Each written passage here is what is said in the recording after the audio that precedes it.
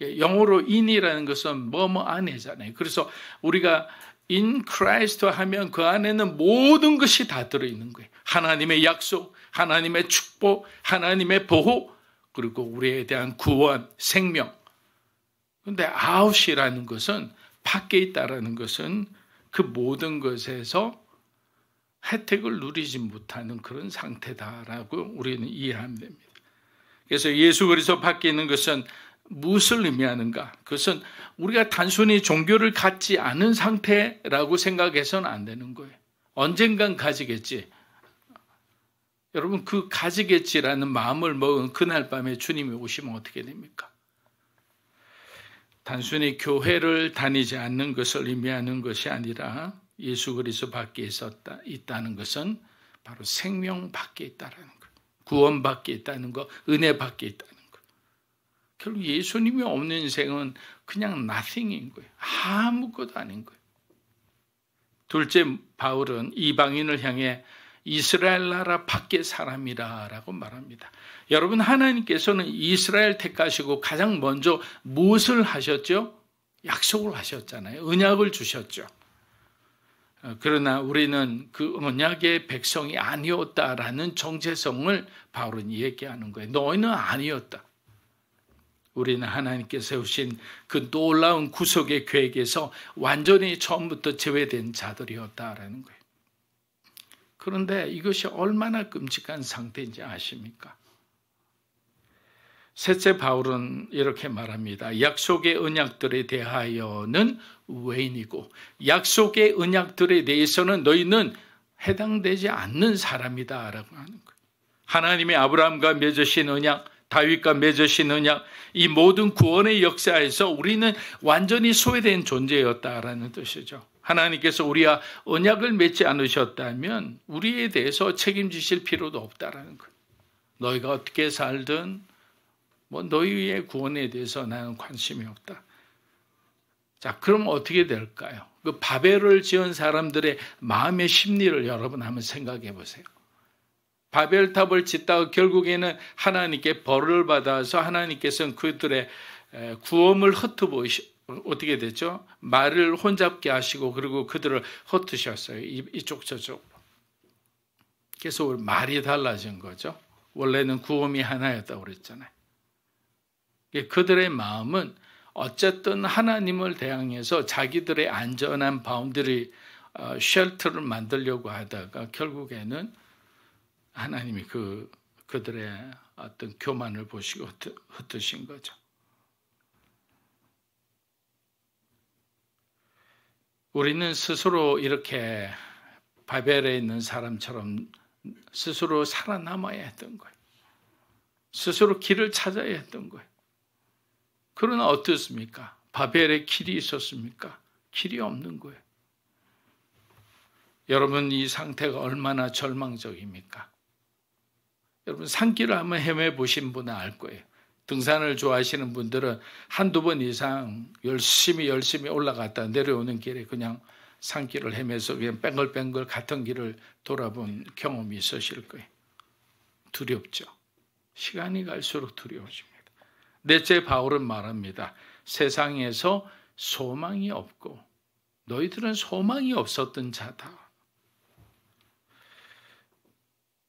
하나님 없는 사람들은 그래서 겉으로는 뭔가 센 척하지만 사실은 가장 비참한 사람들이죠. 왜 그렇습니까? 그들은 죽음 이후를 모르잖아요. 그들은 자신을 구원할 능력이 없음을 모르고 죽어가고 있기 때문에. 다섯째, 바울은 선언합니다. 하나님도 없는 자이더니. 여러분, 과거 이방인들은 하나님 없는 세상에서 살았습니다. 하나님을 알지 못하니 스스로 우상을 만들고 그 가짜 신으로 섬겼습니다. 신들은 많았지만 정작 자신들이 필요할 때 자신들을 구원해 줄 그런 참된 신은 하나도 없었어요. 때로는 자신들이 만든 그 가짜 신들에게 두려움과 공포를 느끼며 살아야 했습니다. 그렇게 우리는 기억해야 하는 거예요. 여러분이 어디에서 왔는지를 기억하는 거예요. 저와 여러분이 얼마나 절망적인 상태에 있었는가를 우리는 기억하는 거예요. 왜냐하면 우리가 이 절망을 알아야만 십자가의 기적을 우리는 이해할 수 있기 때문이에요. 주님이 우리를 위해서 죽으신 이 놀라운 기적이 얼마나 위대하다는 것을 우리의 과거의 그 처절한 우리의 삶의 모습을 통해서 우리는 다시 반추해 볼 수 있는 거예요. 우리가 얼마나 하나님과 멀리 떨어져 있었는지를 깨달아야 그리스도의 은혜가 우리에게 얼마나 위대한지를 알 수 있습니다. 그러나 여러분, 여기서 이야기가 끝나지 않아요. 13절을 우리 한번 읽어보겠습니다. 이제는 전에 멀리 있던 너희가 그리스도 예수 안에서 그리스도의 피로 가까워졌느니라. 자, 사도 바울은 앞서 이방인들이 하나님과 얼마나 멀리 떨어져 있었는지를 말해 주었습니다. 그리스도 없이 살았고 하나님의 언약과 소망도 없었습니다. 그러나 13절에서 바울은 완전히 새로운 선언을 하고 있습니다. 그것은 뭐냐? 이제는 그리스도 안에서 너희가 그리스도의 피로 가까워졌느니라. 너희가 멀었던, 하나님과 관계가 멀었던 너희가 예수 그리스도의 그 십자가의 그 보혈로 인해서 너희가 하나님과 이제는 가까워졌다. 하나가 되었다라는 뜻이죠.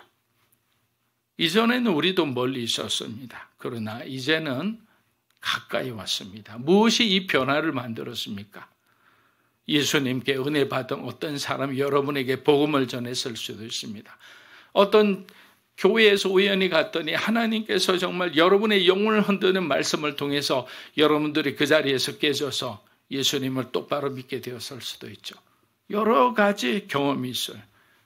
그러나 가장 중요한 것은 눈에 보이는 그 행위가 아니라 바로 예수 그리스도께서 흘리신 보혈 때문인 거예요.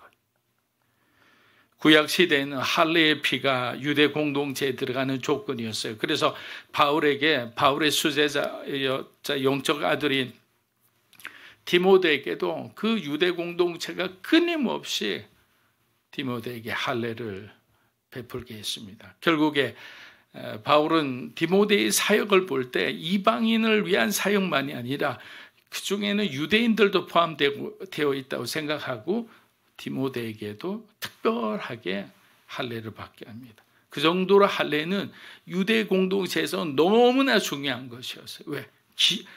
유대 공동체에 들어가는 가장 중요한 조건이었기 때문에. 그러나 이제는 어떻게 됩니까? 예수 그리스도의 피가 바로 구원의 증표가 된 거예요. 이제는 유대인과 이방이 동일하게 하나님의 은혜를 입고 하나님의 자녀가 되는 권세를 받았습니다. 여러분, 이것이 십자가의 능력인 거예요. 이제 하나님과의 관계의 단절은 끝이 났어요. 이제는 우리는 패밀리, 가족이 된 거예요. 얼마나 놀라운 우리의 변화입니까? 그런데 왜 우린 자꾸만 머뭇거리고 있습니까? 우리가 하나님을 마치 멀리 계신 분처럼, 낯선 분처럼 대해서는 안 되는데 그렇게 대하고 계시지는 않습니까? 예수님의 십자가가 하나님과 우리 사이에 그 높고 그 험한 그 모든 장벽을 허무셨는데도 불구하고 우리는 여전히 먼 곳에서 하나님께 가까이 다가갈 생각조차 안 하고 있을 때가 있어요. 그곳에 가면 마치 내가 하고 싶은 것을 하나님이 못하게 하시는 것은 아닌가? 지금 내가 누리는 이 세상에 어떤 주는 그 쾌락들을 내가 멈춰야만 하지는 않는가? 뭐 이런 두려움도 있을 수도 있죠. 그러나 이제는 용기를 얻고 담대히 아버지 품으로 들어가 하나님의 그 자녀가 되는 기쁨을 누리시기를 축복합니다. 에베소서 2장 14절에서 15절입니다. 그는 우리의 화평이신지라 둘로 하나를 만드사 원수된 그 중간에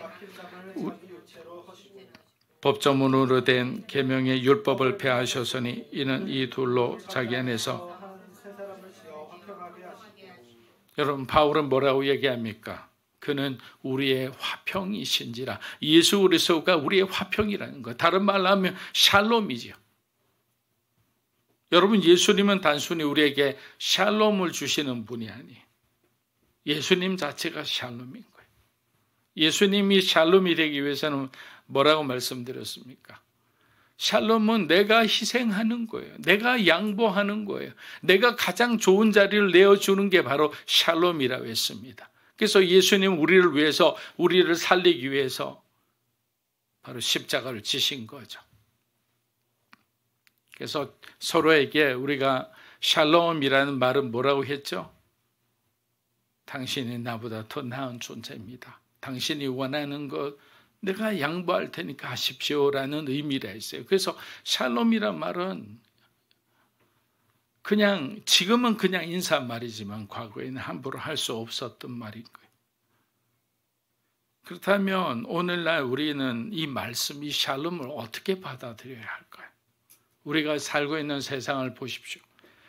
분열과 갈등은 점점 깊어지고 있습니다. 나라 안에서는 정치적 혼란과 이념 대립이 극단으로 치닫고 있고, 사회적으로는 계층 간의 갈등이 점점 커지고 있으며, 가정과 개인의 삶 속에서는 미움과 원망이 가득합니다.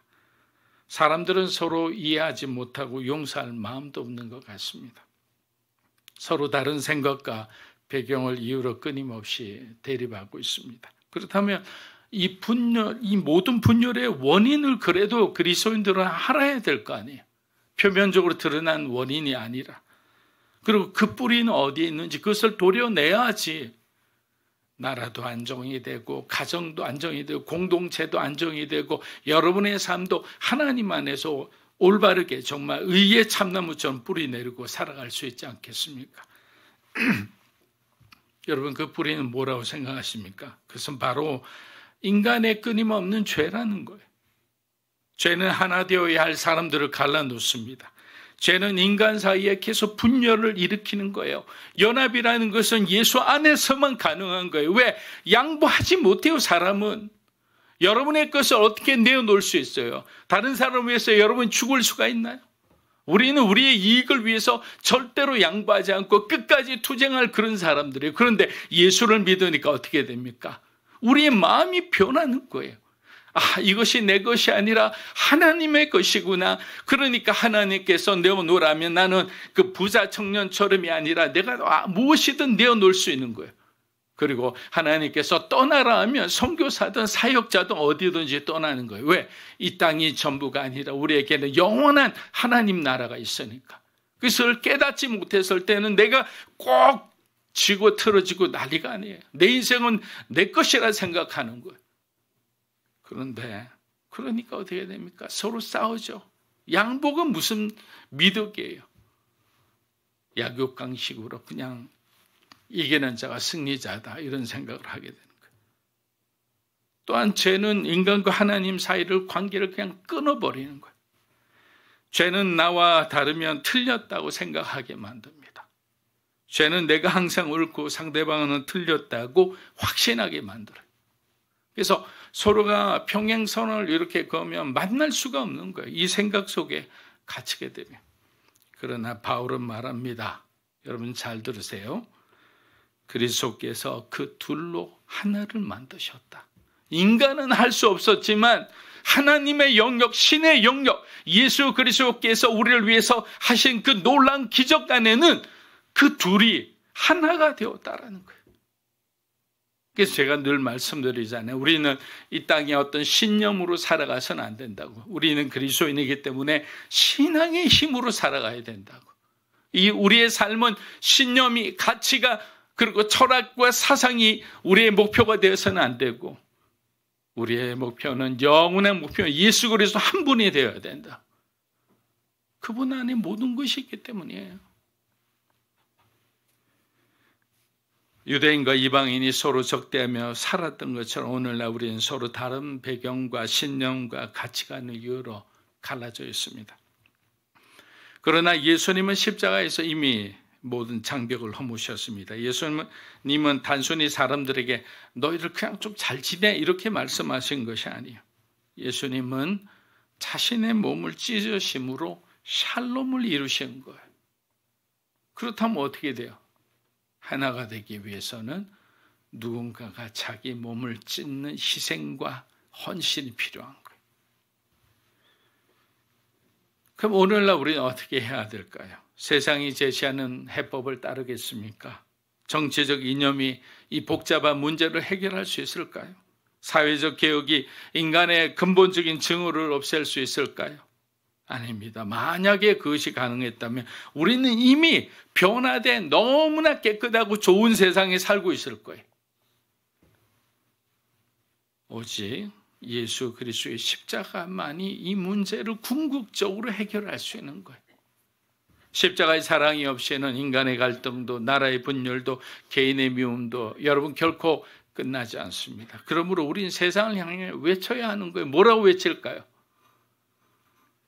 십자가로 돌아가십시오. 복음으로 돌아가십시오.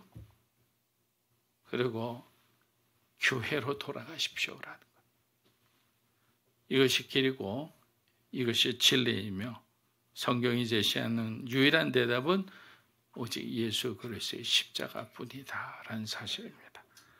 사랑하는 여러분, 십자가 앞에서는 그 누구도 우월하지 않아요. 십자가 앞에서는 누구도 자신의 의를 주장할 수 없어요. 우리가 저 사람보다 더 거룩해요, 더 하나님을 진실하게 믿었어요, 이렇게 비교할 수 없는 거예요. 왜? 우리 모두가 죄인인 거예요. 십자가 앞에서는 모두가 하나님의 은혜 없이는 살 수 없는 더러운 죄인이라는 사실입니다. 그러므로 이곳에 계신 여러분이 먼저 주님의 십자가를 붙들고 화평을 이루는 교회가 되고 화평을 이루는 사람이 되시기를 축복합니다. 에베소서 2장 19절에서 20절 한번 읽어보겠습니다. 그러므로 이제부터 너희는 외인도 아니요 나그네도 아니요 오직 성도들과 동일한 시민이요 하나님의 권속이라. 너희는 사도들과 선지자들의 터 위에 세우심을 입은 자라. 그래서 예수께서 친히 모퉁이 돌이 되셨느니라. 자, 예수 그리스도를 믿기 전 우리는 하나님 나라와 사실 아무런 상관이 없는 사람이었어요. 마치 낯선 나라에 온 외국인처럼 두리번거리면서 그냥 하나님의 언약 밖에 있었고 보호받지 못하는 나그네처럼 살았지만 그냥 자기의 어떤 삶에 만족하고 있었어요. 그러나 어떻게 됐습니까? 새로운 세상을 알게 됐죠. 하나님이 우리에게 그 세상을 보여주신 거예요. 그러고는 어떤 생각이 드느냐?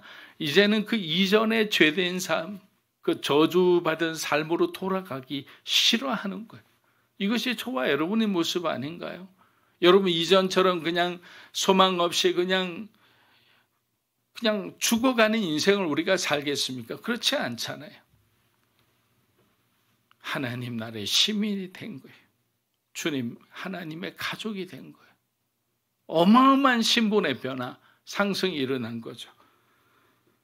그래서 이 하나님 나라의 시민이 됐다라는 것은 그냥 누리며 살려는 것이 아니라 새로운 가치관으로 살아야 된다. 시민권은 특권이기도 하지만 동시에 그에 합당한 너에게 책임이 따른다. 말도 달라지고 행동도 달라지고 그리고 네가 지금까지 하던 그 모든 그 일의 중심이 달라져야 된다는 거예요. 과거에는 내 의로 했다면 이제는 예수 그리스도께서 중심이 되고 주님이 우리에게 주신 감동으로 그렇게 살아가는 거예요. 바울은 계속해서 강조합니다. 너희는 사도들과 선지자들의 터 위에 세우심을 입은 자라. 여러분, 교회는 사람의 생각이나 감정 위에 세워진 것이 아니에요. 그러면 그 사람에 따라 교회는 왔다 갔다 할 거예요. 과거에는 그런 일도 있었습니다. 그래서 교회 기초는 예수 그리스도고 하나님의 말씀인 거예요. 그래서 여러분 우리는 함께 성경 공부하고 또 예배를 드리면서 하나님에 대해서 좀 더 알아가는 것은 뭐냐면 우리가 실수하지 않기 위한 거예요. 인본주의적 인간 중심적으로 살지 않기 위한 거예요. 인간을 위한 신앙과 인간을 위한 교회가 아니라 예수 그리스도 하나님을 위한 교회의 신앙을 갖기 위해서 그렇게 우리는 지금 몸부림치는 거예요. 그래야만 이 세상의 가치에 우리가 휘둘리지 않고 하나님 말씀에 굳게 서서 예수 중심의 삶을 살아낼 수가 있는 거예요. 싸워야 할 때 그냥 일어나는 거예요. 숨지 말고. 말씀을 마무리합니다. 우리 에베소서 2장 21에서 22절 한번 읽어보겠습니다. 그의 안에서 건물마다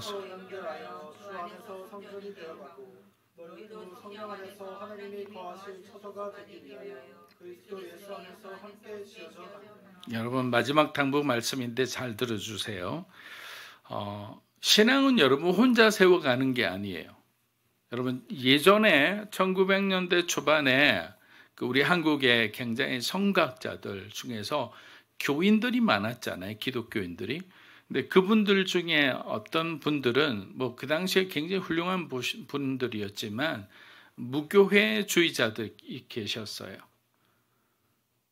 그 당시에 뭐 일제 취하고 이러니까 뭐 자유롭게 우리가 만나고 이러면 뭐 감시를 받고 그래서 사실 교회라는 걸 형성하기도 어려웠지만 이제 상황이 변하면 그게 교회의 모습으로 오고 공동체가 되고 나눔이 있고 봉사가 있고 섬김이 있고 그리고 밖으로 아웃리치 해야 되는데 그냥 우리만 그냥 학식과 지식과 신학이 깊어지면 그것은 사실은 하나님이 기뻐하는 것이라 저는 생각하지 않습니다. 여러분 수도원의 역할은 이미 과거에 죽어버린 존재들이잖아요.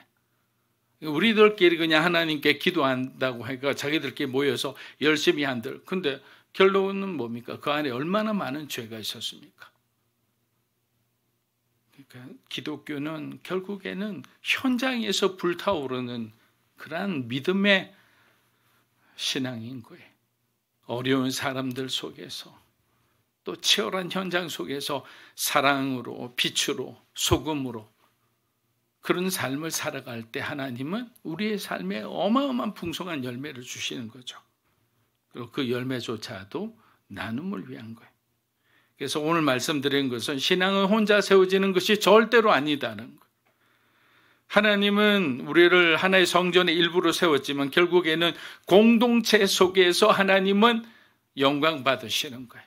그래서 우리가 함께 드린 그 회중 예배고 여러분들이 하나님과 큐티를 하거나 말씀을 보거나 기도하는 것은 여러분의 개인 예배예요.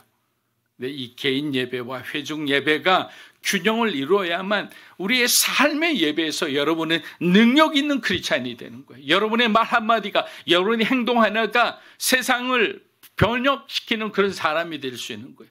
근데 개인 예배도 없고 회중 예배 안에서 성도들 간에 서로 중보하고 서로의 은혜를 나누는 그 과정이 없이는 우리는 올바르게 건강하게 균형 있게 성장할 수 없는 거예요. 그래서 절대로 여러분 그냥 예배 왔다 그냥 나가지 마시고 이전에 섬겼던 교회가 뭐 6만 명 되지만 여러분 6만 명 중에서 실제 공동체 생활하는 숫자는 한 10,000명도 채 안 됐어요. 5만 명은 뭔가? 안개 공동체죠. 흔적이 없어요. 잡을 수 없는 공동체라서 그냥 저희들끼리 안개 공동체랍니다. 세상은 우리가 개인주의적으로 살도록 부추깁니다. 그러나 신앙은 그렇게 설계되지 않았어요. 우리는 함께 지어져 가야만 합니다. 믿음으로 사는 교회가 하나님의 부르심의 목적에 합당하게 살아가기를 축복합니다.